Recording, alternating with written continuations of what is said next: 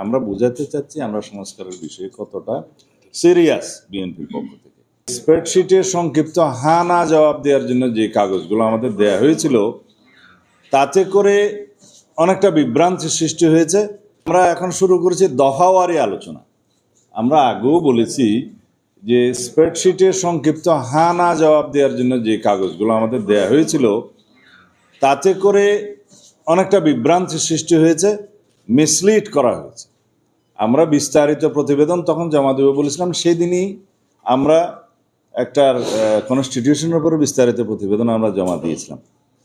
এরপরে আমরা বিচার বিভাগ, প্রশাসন এবং নির্বাচন ব্যবস্থা সংস্কারের উপরে বিস্তারিত প্রতিবেদন আমরা জমা দিয়েছি।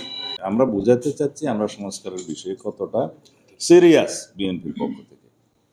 আর যদি ভিতরে যাই তাহলে বলতে হবে যে কনস্টিটিউশন রিফরমেশনের জন্য যে বিস্তারিত প্রতিবেদন তার মধ্যে 131টা প্রস্তাব আছে, কিন্তু আমরা পেয়েছিলাম স্প্রেডশিটে মাত্র 70টা দফা, যার ফলে বিভিন্ন বিষয়ে আমাদের বক্তব্য দেওয়া তখন আপনাদের সবাইকে জানাতে পারিনি, যদিও বিস্তারিত রিপোর্ট তাদেরকে আমরা দিয়েছি।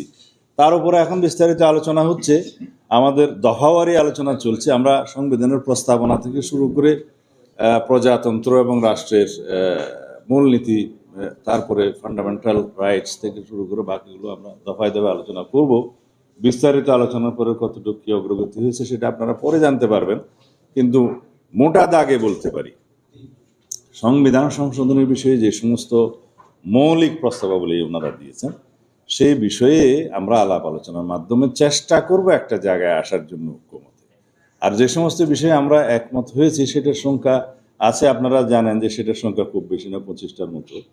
তারপরে 25টার কাছাকাছি ওখানে আংশিক একমতও আছে এবং অন্যান্য বিষয়ে মন্তব্য সহ আমরা আমাদের প্রস্তাব দিয়েছি পাল্টা, কিন্তু বাকি অধিকাংশ বিষয়ে স্প্রেডশিটে আমরা তখন একমত হতে পারিনি।